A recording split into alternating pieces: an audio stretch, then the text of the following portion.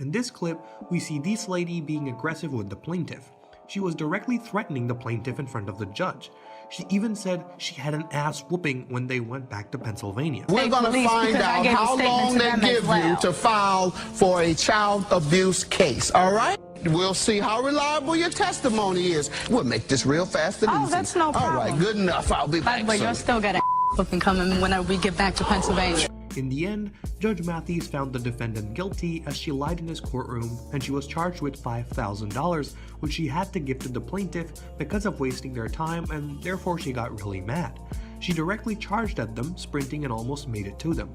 A real cop had to intervene at the scene because it would have become really messy if he didn't.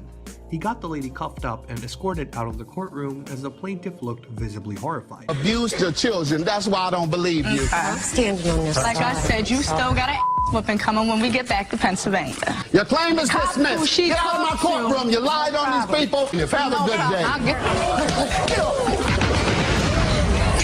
I told you she's crazy. Don't worry, you're fine. The cops have got her. We got several police officers. Hey, they got her handcuffed. The plaintiff, Elise Mitchells, was engaged to the alleged witness, and they lived together for a while. She claims her ex-fiancé was extremely controlling and even wanted to control the way she dressed.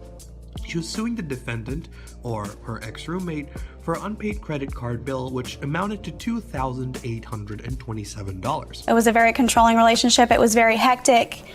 I was insulted. I could not go out and see any friends. I could not go out and do pretty much anything unless he was by me. And they were saying, okay, you know, help us out, we'll pay you back. What was the total? Altogether? Yes. It was $28.27. That's what they failed to pay. Correct.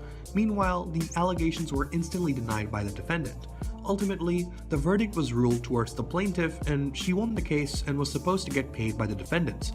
She broke down in tears when the verdict was given in her favor.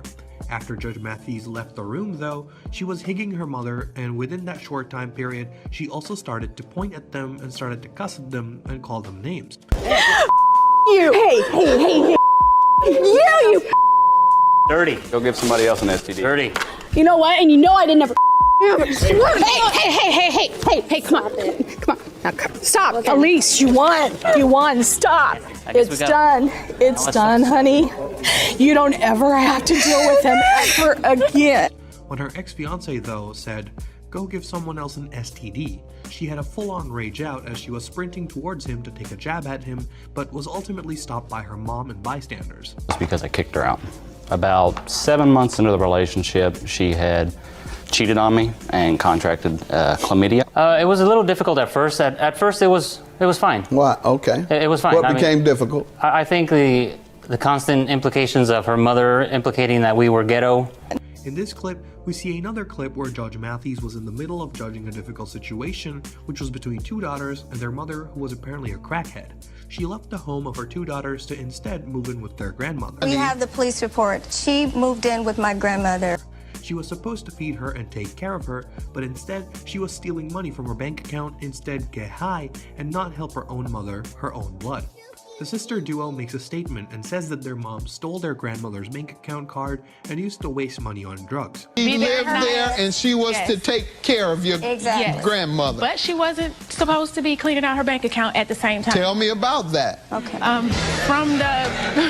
They also stated that when their grandmother was able to go to the store, she would only spend $200 to $300 monthly, but when their mother started living there, the bill went up to $2,000 to $3,000. The woman tried to lie, but she was just digging herself up into a deeper hole, which she was unable to get out of. How much did she spend, as she might have put it? Okay, I have statements showing like when my grandmother was able to go by herself, she was only spending $200 or $300 a month. When she was there, it goes from $2,000, $4,000 a month. What month? Cash. Oh, these were just the last 3 months. Let me hear from you. Mother gave me access. She gave me permission. I, too, have statements to show that I did have permission and that she knew of everything that I was doing as far as her account was concerned. Oh, you can tell me it's $200? No, I can tell you this, Your Honor. Yes. I paid the light bills in the house. She paid them too for this amount, for $700 a I bought month. groceries in the house. I paid car notes come out of it, utilities come out of it. She paid all of what you just said for $700, for $240, and for $500. No, sir, Your Honor, my mother had a lot more expenses than that. Show it to me. They've shown me what she has. I don't have that. If I don't have it in the reason why. Ultimately, again, the verdict was ruled towards the plaintiff, aka the daughters, but the judge didn't stop there. He even went on to say that the woman was as low as they come.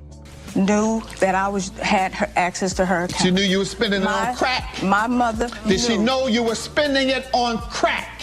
Please answer the last question that I had. $300 for my cable bill. I paid my... Can't tell me, can you? Yes, I can, Your Honor. How? I used her money. Thank you. I knew it. Sir, she knew what I was doing. She knew you spent her money on crack Yes, Your Honor. Yes, she did. You're the lowest they come. You're as low as they come. In this clip, we see was more of an argument of a custody issue of two parents who have fallen apart.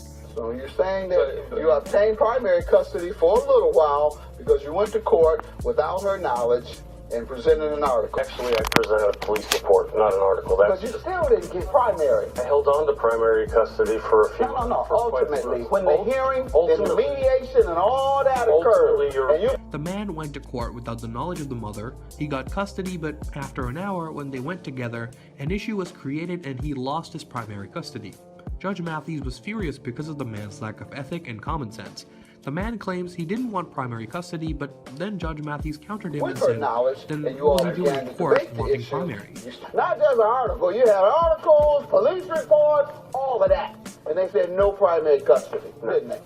I didn't want primary. You went and got an emergency order for primary custody, and now when we debated and I win the debate, that's why we're going through this. We're going through this to prove... No, the discussion you and I are having is because you said you wanted primary custody. Your credibility is totally ruined.